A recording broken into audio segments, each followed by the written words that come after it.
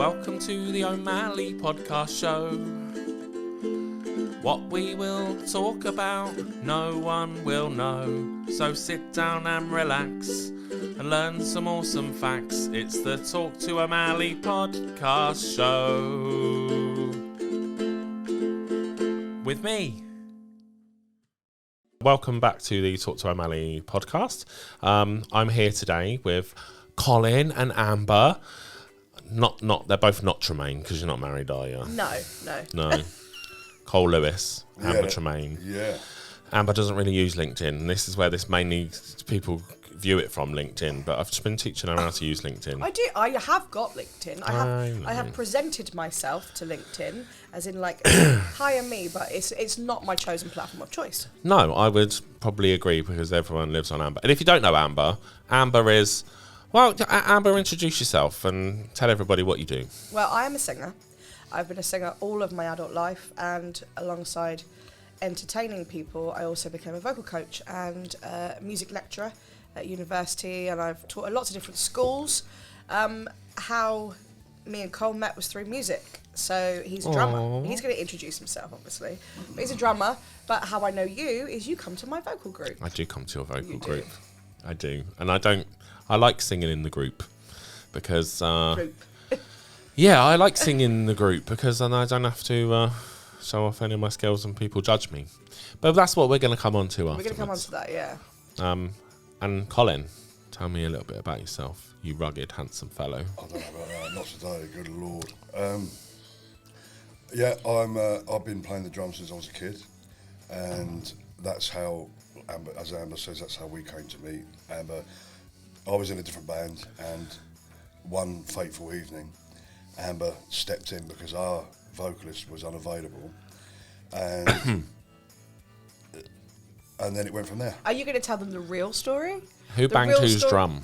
No, the real story both. of he thought I was a diva and I loved myself.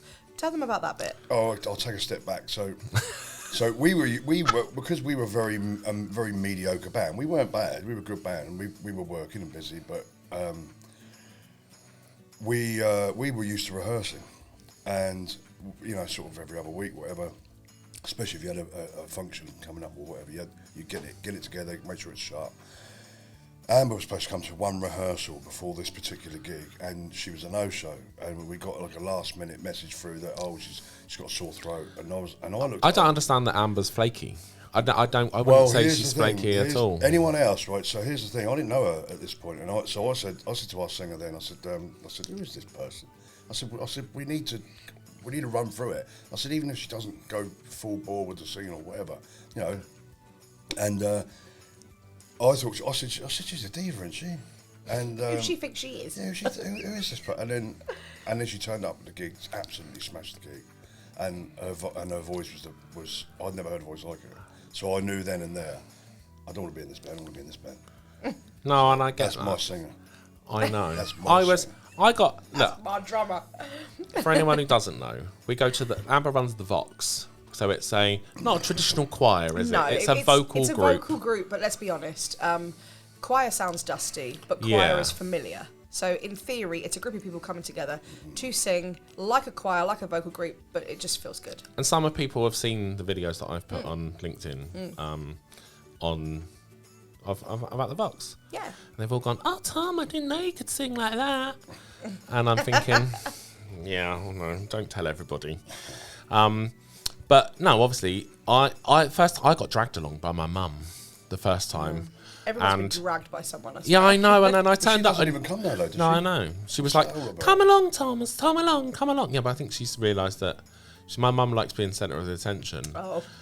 Well, you can see where I get it from sometimes.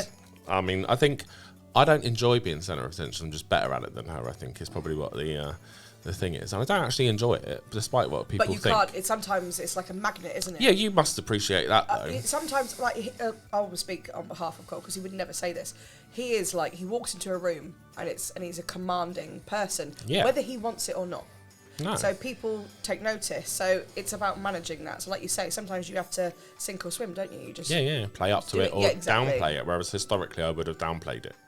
And I think I've probably missed some opportunities along the way by going, oh, I'm not going to do that because I feel judged, and I feel like I think we've had plenty of conversations in the past about this. But to be judged this is what you come to realise being a performer, whatever you do. To be judged is the prerequisite of being a performer. And it doesn't actually matter, because if people are judged, what I've come to realise is that you're saying judge me. Yeah, exactly. But then people, like, if they judge you harshly, then Haters gonna hate. Yeah, well, exactly. They're a bit of a dick, aren't they? Let's face it. If you got haters, you're doing something right. Yeah, exactly. Yeah, I know. I don't get much hate doing what I'm doing. Most people, No I one think, hates like you. me. I don't know. There's some people that definitely hate me, but that's fine. I don't Show them to me. care. Bring them here. Bring them right here now. Bring them before me. Have you seen the size of Colin's arms? They are gigantic. wow. We can't zoom in, unfortunately. But if you saw Colin's arms outside of that jacket that Trim a covers them pose up, down. Yeah. I'll put one in on the short.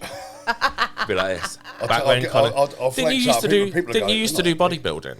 No, not bodybuilding. I was. I've always been physical against since I was a kid, and I was a competitive strongman in the early 2000s. I competed regionally and nationally. Which is when I used to go to school with Colin's brother, and there's actually a photo of me and I saw Barry not that long ago at the hotel, and not like that, but I saw Barry at the hotel, and then I reminded Barry that we'd had our photo taken in a shower at school. Wow. And It's coming out now. I know, it was in the news and everything. I'll 'cause bring this up with when you. I was at Highbury School, we had a new shower put in, which was novel for a fucking junior school. Yep, A flipping junior school.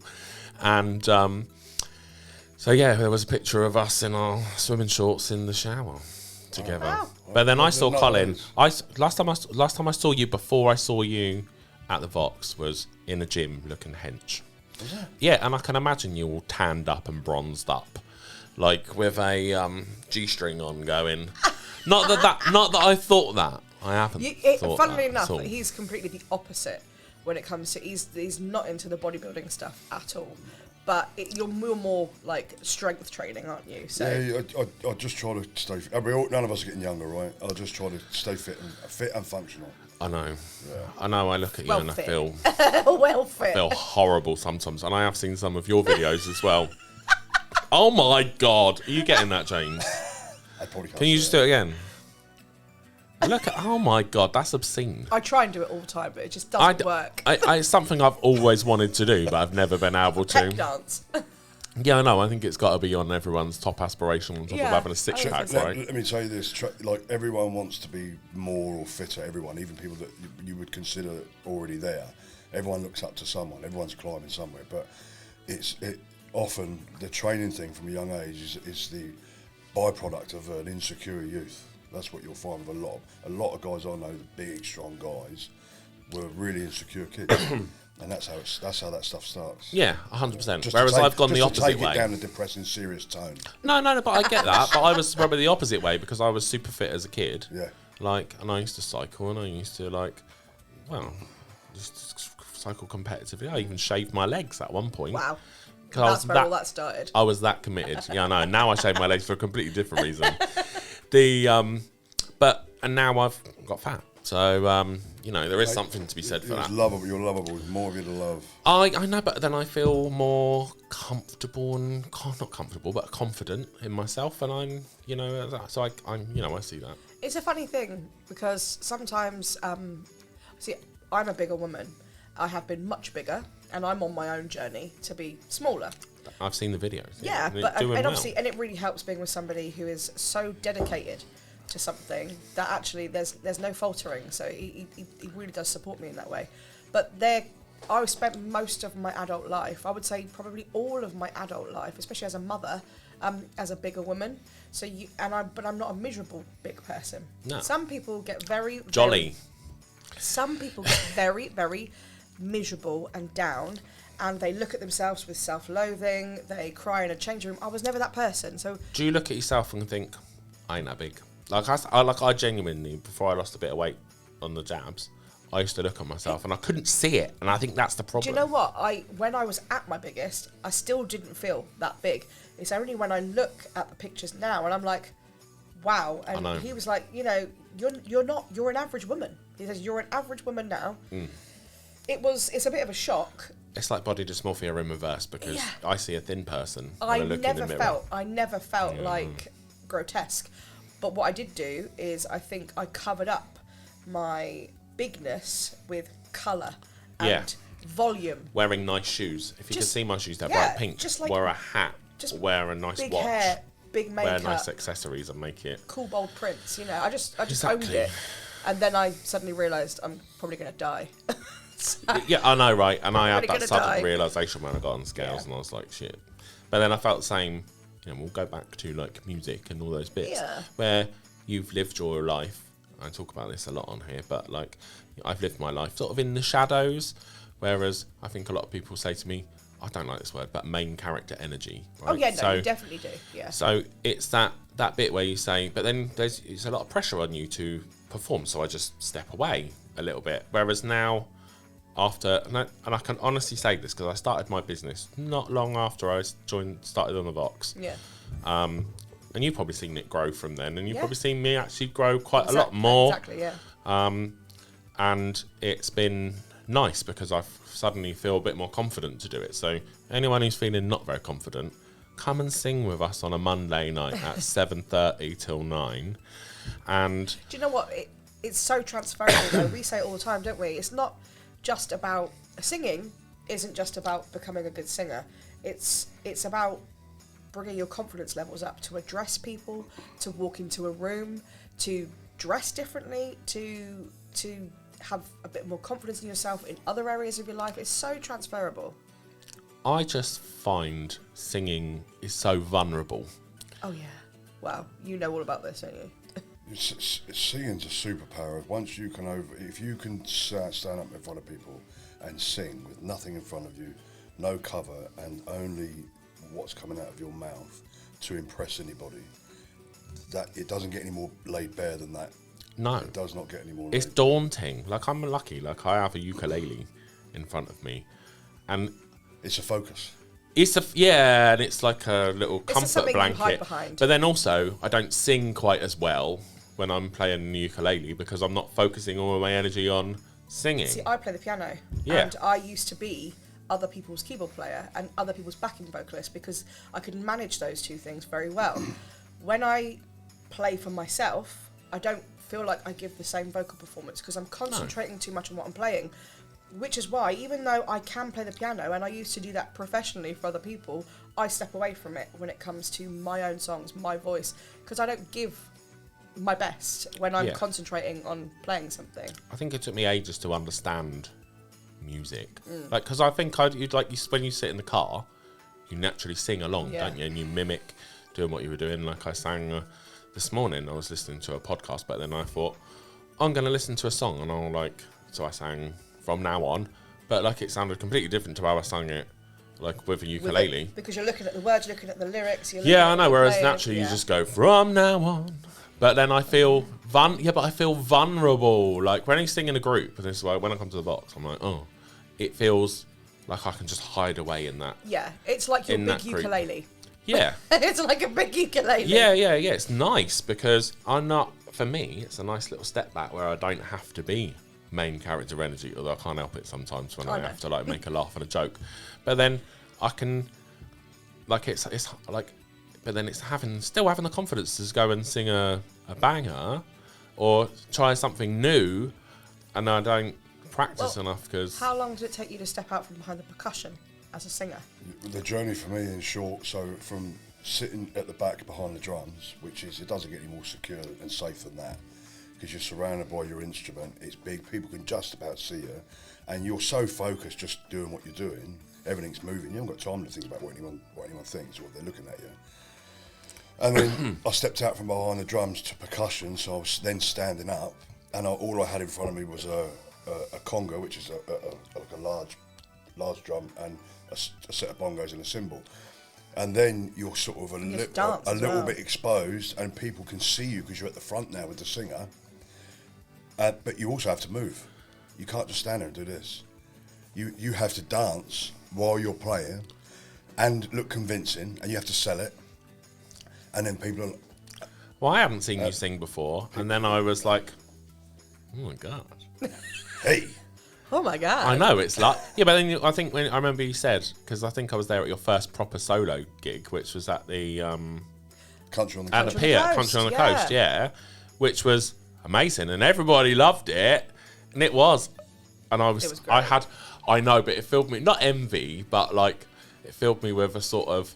Like I watched have you seen the 2 versions of From Now On the thing? So there's the cinematic version, and then there's the version where he's come back and they're all singing it on a rehearsal thing. Yes, yeah. And I was like, I want to be part of that. And I thought, that's how I felt. I was like, oh, I really want to be part of that, but I don't know where to go, what to do, what do I... That's really good, though, because I find that, well, we get it all the time. Do you know how many people that have come through the Vox, or perhaps come through private lessons, or events with us, what have you, and then what they do is they're watching and learning. The amount of people now that have got their own bands and their own things, and they had no idea how to do that, no idea what to do, and now suddenly they've got a mate next to them who's like, oh, I know a guitarist, or I can do this. It's literally, it makes you want to do it, doesn't it? I know. See, I don't think I don't know, would I want to be in a band? I don't know. Well, I think I'm too... it's a lot to organise. I just feel like I'm too, like, I want to be on my own. Like, Some people aren't meant to be, like, some people are meant to be Tom O'Malley, not the O'Malley Cats. yeah. Do you know what I mean? It's like, it's meant to be sometimes the person, or sometimes, it's a group. But there is one. All the most valuable things Amber's taught me, and like there's some phenomenal advice and some other bits, which I'll talk about. But the way, if anyone that wants to sing, like yourself included, you want to do more, you want to sing more on your own and be more confident, the easiest way to do that, and to end up in a band or to end up being singing to track, whatever you want to do, just pick a handful of songs that you love to sing. You've got to love singing them, and you can sort of sing them. You can sing them reasonably well, and then you need someone like Amber who can then listen to you sing your favourite songs. Just get a bunch of them, and she can hear where your natural range sits. And then what she'll do, using the power of technology, the magic of tech, which she does, she goes on, uses a certain app, I can't remember what it's called, and she can change the key of the song, or bring it down a couple of semitones, or take it up, whatever. Any song, any popular song, to sit where your voice naturally sits. And then all of a sudden, it's like a divine revelation. You go, and she'll say, right, now sing it. She'll sing it. I've seen it in real time, and I've done it myself. Yeah. And then you sing it, and you go...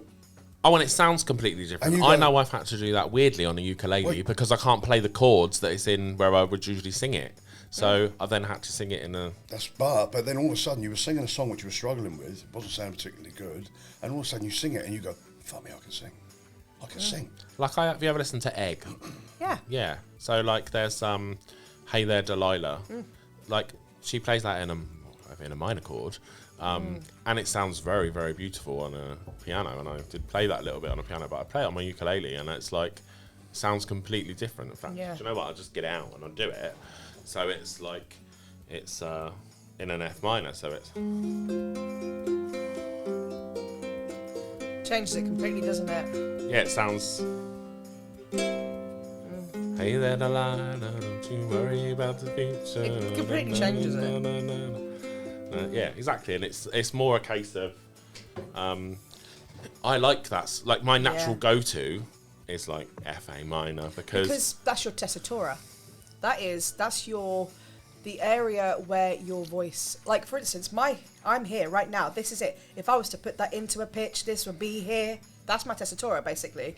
Yours is quite a low set, so you like to comfortably sing where your voice sits as a speaking voice. And I think I like the tone. So I actually like the fact that it sounds sad. I like singing in a minor key. It's a melancholy sound, which is weird because I'm outwardly quite fun and outgoing, but internally, I love a sad song. He's got a very low, deep voice, right? Yeah, but if you made every single song low and deep, it probably wouldn't sound that good. But this is where, as a singer, you've progressed because you've now started training your voice to reach higher notes, and it's a completely different sound now, isn't it? You've got different voices for different songs. Yeah, and my lower register is fine. There's plenty of power there and lots of control. But I had to develop my head voice. So my head voice was quite weak. So I did a whole program of exercises which Amber goes through with you, and then she'll give you the links to it. There's stuff on YouTube, and then you go through these exercises. Some of it's like a 45-minute workout, and it's hard, man. And by the end of it, your neck, your throat is killing you. But that's the conditioning. And then what happens is you then go and sing a song live.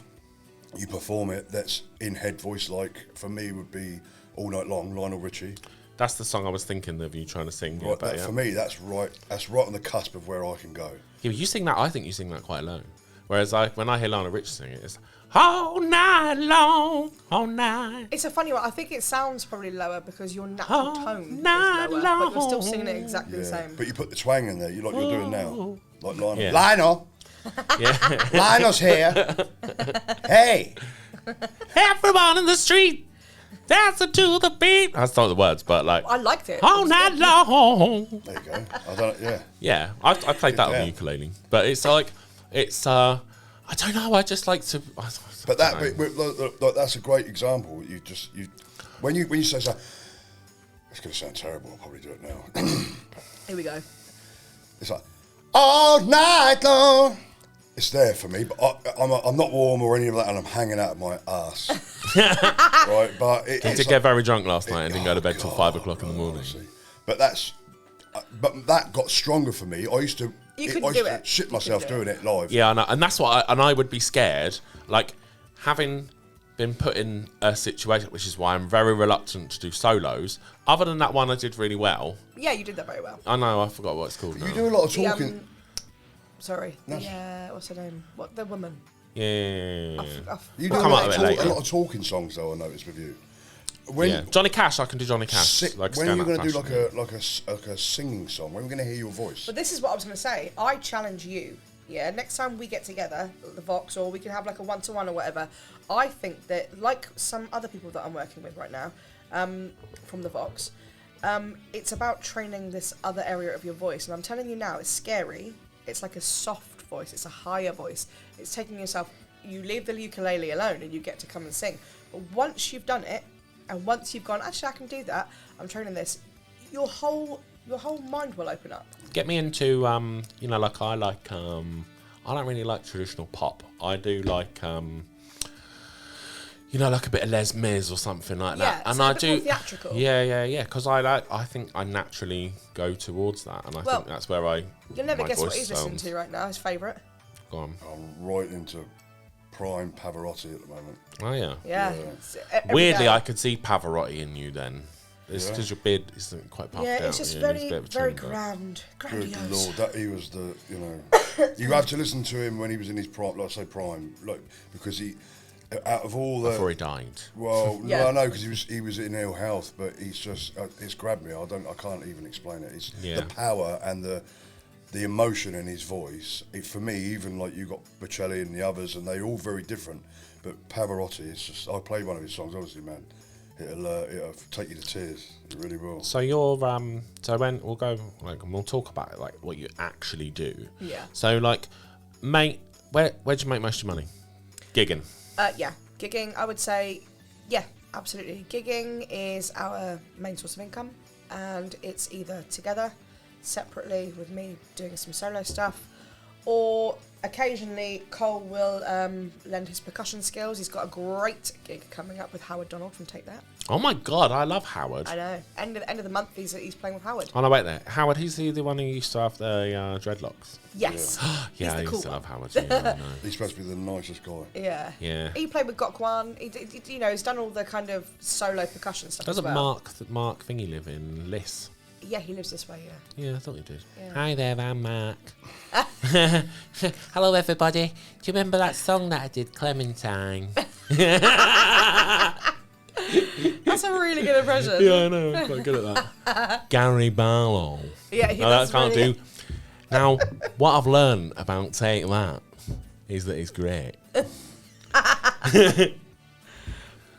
not going to do Take That. We've already sorted the song that we're going to sing. We are going to sing what I'm going to sing. Tom's going to sing a song, I'm going to sing some harmonies. But yeah, so what's the main part? So the main the gigs that you do, or the one that I hired you to do for my party. Yeah, floor fillers. Floor fillers. Yeah, so that's me and him. It's our musical child, the floor fillers. It's basically taking what I was doing solo with backing tracks, but adding in an element that is a bit more common now because I think people have seen that it's taken off a little bit, but it wasn't very common. It's that Ibiza style percussion. It's really interactive, and it's like a band but small. A band but small. It's dead cool, innit? And dead sometimes cool. you get a saxophonist. Sometimes we've got sax. We've also played gigs where we've had a live DJ with us, and we've had a rapper. So it's been like... Oh my God, a rapper? Well, you know, so more vocals. I always fancied myself as a rapper back in the day, but more Eminem. Eminem. Sometimes, and Ludacris. Luda. Yeah. I got hoes. That one. I got hoes. I'm not familiar with this I'm word. not, yeah. In different area codes. Area codes. Hoes. That, you Is know that that rap? song? I mean, it's more R&B, but I mean, like, he's, but he does sing. Well, we can get it out, it's fine, but. Now you thought I was your 770 and 44. I'm worldwide bitch act like y'all don't know. It's the abominable hoe man. Globetrot International Postman. Neighbor Dick Dope Man. That's very good. 718-202s. I send small cities and states I'll use. There you go. Slick. Do you know what's good about that? I've done that on the ukulele. Country style. Do you know what's good about that though? And you mock it and you make it funny. Yeah. But actually, I quite like it. I'm not saying everyone should imitate someone. That's completely not what I'm saying at all. Because sometimes people learn bad habits from singers and they don't know how to sing properly. But you are a man who can speak well. You can sing well. You aren't somebody who's trying to be like London gangster. I don't take anything. myself too seriously. You don't. No. But the thing is, it's really, really cool when it comes to rap, when it comes to pop music, and when it comes to things like the floor fillers, is when we go out there, we want to give them an audio experience that is as close to the track as you can possibly get. And people that aren't afraid to put on the tone of a rapper, that's a good thing. It's what you want to hear. I'm an imitator. What can I say? No one wants to hear it like a librarian. No, but I am an imitator. Yeah, if I that's can good. think if I was doing it properly, I am an imitator. But I think it is more a confidence thing. And James will tell you, like we sat there going, "You've always got this imposter syndrome sitting there in the background, haven't you, Tom?" And yeah, I do. But like, it's that, like I guess the biggest fear of imposter syndrome is that if you're going to be if you're successful in what you're doing, where does that leave? Where do you? I don't know. I just find it very scary, and I say to everybody, and I apply it to singing in this instance, is that you can be the best singer in the room, best singer in the world, but you're never going to finish and accomplish singing. There's always more. There's always more to learn. And what would you say? You have just got to go and fucking do it, right? Don't think. Don't Just think. do it. Which is why I do this. Put the You know, I work in. put myself, I literally hang myself out, and I go, "You've got to do it because you've said you're going to do it." And then I feel awful if I let anyone down by not doing it. But it also pushes me so far out of my comfort zone that I'm probably doing all right, which would suggest I'm good at it anyway. It would suggest you're good at it and you're going places with it. But you're doing it enough. You have to, in your own mind, make yourself progress. So don't live in the comfort zone and keep stepping out into your fear zone, which is what you keep doing. Let yourself, say to yourself, I've done this. I've done this 100 times now. I'm not in the fear zone now. I can do it. Well, it's like with the comedy. I remember the first comedy gig I did. I was a bit nervous, but I knew I'd rehearsed it a little bit, and I knew I could play the ukulele. So like that bit's always going to get a smile and thing. But I have done gigs where nobody's laughed whatsoever. I've done gigs where I'm singing to no one in a room and not Well, one person yeah, claps. I mean, it's scary. And I'm like, isn't how it? much more can I give you? I know. And I think, but I sat there and I went, I'm just going to sing to this person over here. But like it's having I've got no problem whatsoever because I'm not taking it I don't take the comedy that seriously because I just don't care. And That's how you need to be with your singing. Yeah, exactly. Whereas I think, but I'm so much more vulnerable. But then I think I was vulnerable during the comedy. But then eventually, once I did it a few times, way worse, like way scarier. Yeah, but then you just tell us a few fuck jokes and like. Yeah, but that's the thing. If that audience are on that same vibration with you, then cool. But if they're not, like I've done gigs before where I've turned up and they've gone, we just want acoustic, chilled vibes, or yeah, we want to have a big party. And we go there and we go, let's give them a big party, and then the room is dead. Yeah, well, that was a bit like in And you're the... like, what are we going to do? Luckily, I haven't, like you, I have enough confidence in myself that I can switch something up on the fly, and we can change the thing up if no one's in the room. Or you know a lot of songs. We know That's a lot one of songs. thing. You do know a lot of songs. I don't even know how you remember the words to all those songs. I don't know how I remember the words either. Do you sometimes make them up and sing them All wrong? the time. Do you? All the time. We've me and Livy, my sister, when we sing, she does backing vocals for me a lot. When I make a mistake, especially with my own stuff, no one else in the room would remember. No. Or know, and even pick up if I mess up my own songs. But there's this kind of like face that we pull. And Olivia will know that it's a tricky part for me. I always get it messed up a little bit. And she'll just be observant of what it is that's going to come out my mouth. She'll go with it. And then she just does this. She looks at me and I'm just trying to ignore her, because we've acknowledged the fact that we've made up words all the time. I make up lines. I think people like that sometimes, though. Some people do like it. They don't know. They don't know. If you do it well, they don't know. You sing the same verse twice, or you change Yeah. the words. And I do it all the time. Most people are pissed anyway, aren't they? Yeah, that's if you're at a party, yeah. Some great advice I was given by a very famous musician, the guys who were in Royal Blood, right there. So the guys who were that, we had a big online chat with them when I was a lecturer at the university that I was working for. They were working for them. Mike came online and he said, if you make a mistake, because it was talking to drummers or talking to other singers and guitarists and stuff, and he said, if you make a mistake, make it twice. He said, because then, yeah, like if you've done the melody slightly wrong or the lyrics round the wrong way, do it again. Like the second time round, pop it round the other way, or just do something again. So it looks like people go, that's a bit weird, and then they hear it again. They go, oh no, it must meant to be like that. But in music, in performance, never stop. Never stop. Never Never say stop. sorry. Never apologise. Never. The worst thing ever as a performer could be like, oh, sorry, I just messed up there. I'm going to start again. Or sorry, I've got a bit of a cold today. No one notices. Yeah, I know. No That's one the best cares. bit. It's about 3.5 minutes I of know. their life. And in comedy, It's gone. in comedy, when you do it, it's like it doesn't really matter if you fuck up because you just say like, I have literally told jokes that fail. Like, what does it sound like when a man pisses on the bathroom floor? Hello? What does it sound like when a man pisses on the bathroom floor? Onomatopoeia. Sorry, we just had someone like come in through the door. So we won't edit that out. We'll leave that bit in. Yeah.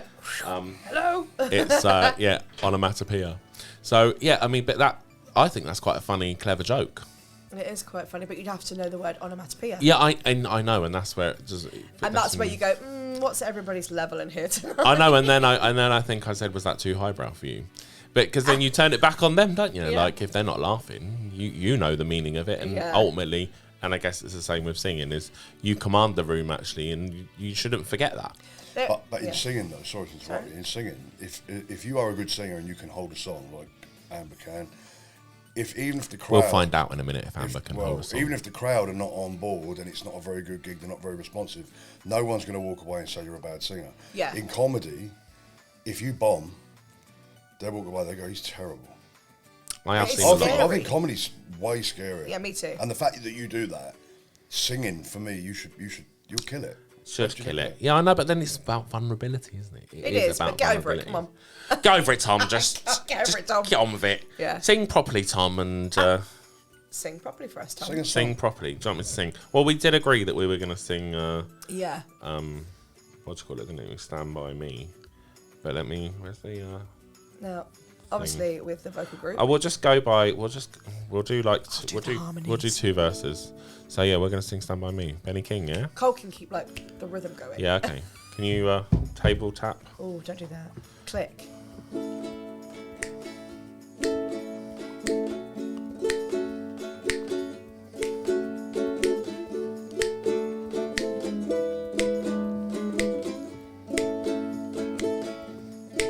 When the night has come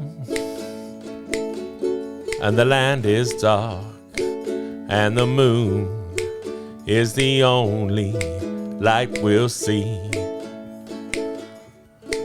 No, I won't be afraid. No, I won't be afraid. just as long as you stand by me. So darling, darling, stand by me. Oh, stand by me. Oh, stand by me. Stand by me. If the sky that we look upon should stumble and fall, all the mountain will crumble to the sea. No, I won't be afraid. No, I won't be afraid. Just as long as you stand by me. Big finish. So darling, darling, stand by me. Oh, stand by me. Oh, stand by me. There we go. Oh, there you go. See, and I only messed up once, and I carried on going. No one would have noticed, but I probably will. We'll get some weird comments probably on the bit on there. We did definitely give each other a look. So, what's next for Amba Tremain and Floor Fillers and you, Cole? What's next? What's coming up in 2026? Well, it's a funny one really, because 2025 Christmas was absolutely insanely busy. Yeah, you were very busy. Yeah. We just had, I think it was over the last 24 days of December, we had 18 gigs. So that's, how kind of prolific it is for us. And we get to the end and we go, oh, cool. And then we looked at the calendar and suddenly it's all starting to fill up again. So I would say for the Floor Fillers, this year is looking very busy. We've got some really great higher profile gigs, some great work, lots of great residencies. And that's the same for me as a soloist. But as an original artist, we kick off this month main stage at Winter Gardens in Blackpool at the Blues, Rhythm and Rock Festival. And Blackpool, you're going all the way up to Blackpool. We are. For how long? For how long? You going up every week? Oh no! It's just for one gig. It's a festival at the end of January. Okay. But what I mean is, we start in January, the originals music, with something really, really cool. It sets you up. You think, right, okay. Well, what else is there? So there'll be new music. There'll be an album. There'll be an EP or something coming, won't there? So January is crazy. Like as Amber says, we've got the main stage at the Blues, Rhythm and Rock Festival. We've got Amber singing at the Ivy in Bournemouth. Yep. So we've got some cool playing stuff. with Howard Donald, and then we've got some other sort of private parties, and that's just this month. Yeah. It's a bit bonkers, like you. And then what are you? You've just started something. Did you know this? What's that? Did you know this? Sort of, I've heard, but did you see? Did you see it? I think so. But yeah, remind me. So off the back of the country on the coast, I have formally now put my own band together. Have you? Yeah. I know. And we're going to do a bit. I've got some. Doesn't need me anymore. Yes, I do. I absolutely need you. I have the best backing vocalist in the world, in the absolute world. It was well good, that, to be honest with you. I loved it. Honestly, I can't We came down with With a whole party of people. Then we had a gig from it. Yeah. So I've got some killer musicians. I've got some, and they're my friends as well. And they're some of the best musicians from where we live. And I've got the best backing vocalist. And yeah, we're going to do a few gigs this year. We're going to do some Chris Stapleton. We'll do some Johnny Cash. I can tell you what the first gig is that he's doing. Is the Tattoo Festival. Is it? Oh, yeah, in so Mountbatten that's Centre? at the end of March. Is it still in the Mountbatten Centre, or have they just moved it? Yeah, Mountbatten. So it's 2-day Better get it up festival. together then. Yeah, 2-day festival. And we played for the last 3 years, haven't we? And they really love us, and we really love them. So we're gonna do one day his band. For anyone out there, like hotelier wise, so I'm talking to Hotelier. John at the new place. So you need to book these guys. I will send you some links. But yeah, regularly. Because where else do you do? Is it down the Orange Grove? We've got contracts at Southsea Castle. I did that one this year. It's the first one I actually did with you. Believe it or not. What, the winter the one? Southsea Castle, yeah. It's the first Yeah, gig no, I we actually run did, and the I've been whole going for summer. over a year. Yeah, I know, I've seen it. It's so cool. So we've got Rooftop that, garden, you're up the there. rooftop. So we've got Spinnaker Tower. All the top places in Portsmouth. Yeah.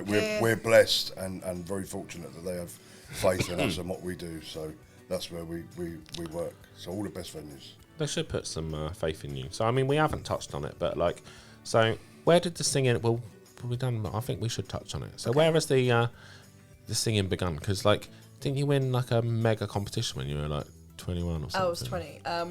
Yeah, so basically I've sung all my life, and then when I was about 14, I kind of started taking that a little bit more seriously. I switched from piano lessons to singing lessons, and then I joined a big chamber choir. So I've always wanted to sing, and then I think around about 16 I knew I wanted to do pop music and contemporary music. And then I went away to this fantastic school on the other side of London, got a scholarship to go there, and I absolutely loved training to be a performer. And then I came home back to Portsmouth and realised that everything was in London, and I didn't know what the hell I was going to do with myself. And a couple of years away, working in a bar, I became a young mum, and then 4 months after I had my son, I ended up on a TV show called This Is My Moment, which was hosted by Mel B. And Mel B was that? Mel B was the presenter. It's on YouTube. I've seen it. And then briefly. I went on and I had to sing down the telephone for 30 seconds. And then there was 56,000 people that entered that week. And then they chose 50. And then we went to Manchester to sing in front of producers. And then they chose 5 to go through to the final. And then you stayed in Manchester. Then the live final rolled on like 3 days later.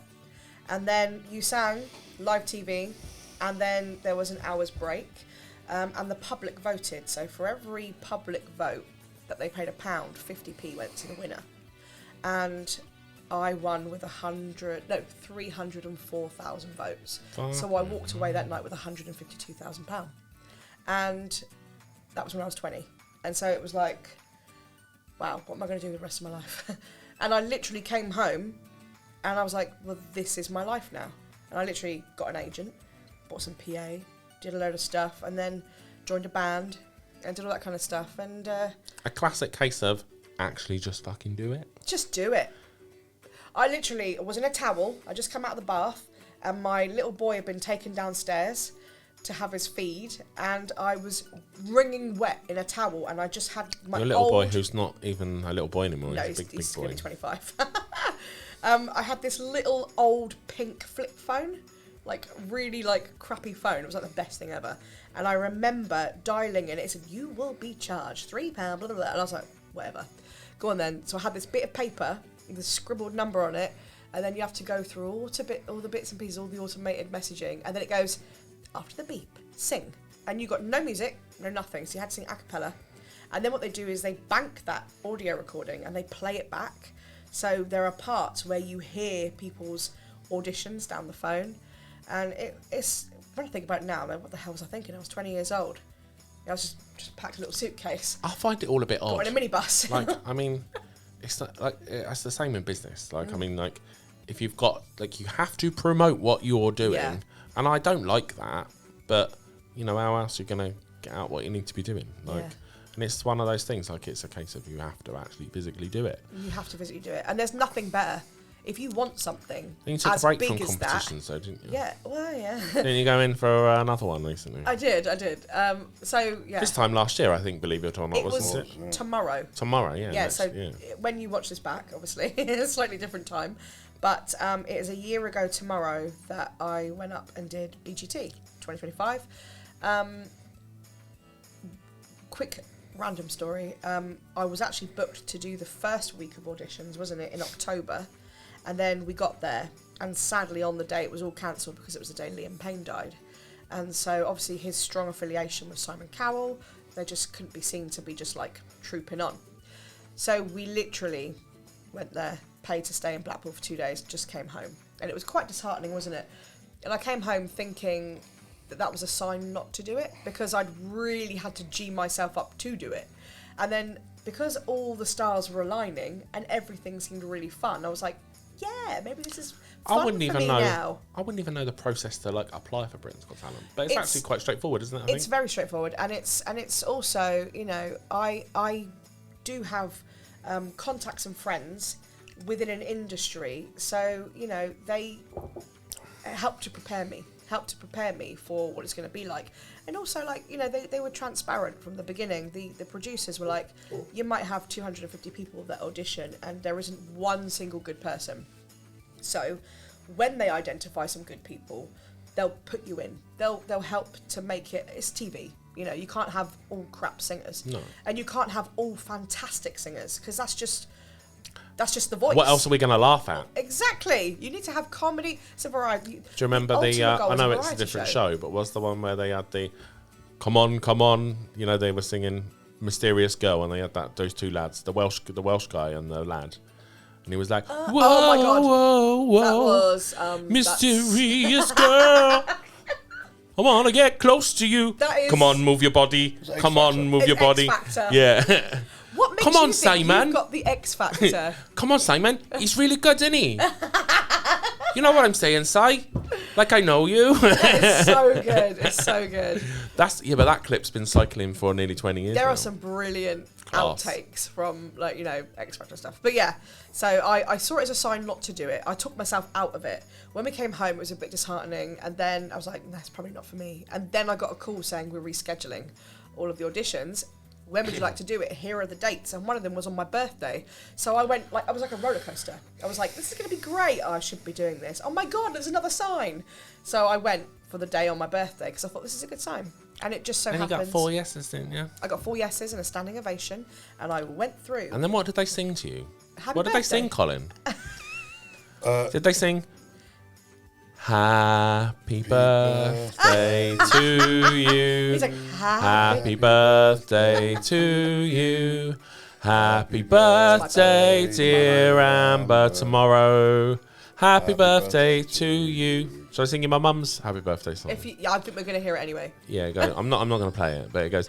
My mum wrote this in 1987. Oh. Wow. It goes, it's your birthday today, and we'd just like to say happy birthday to you from us all.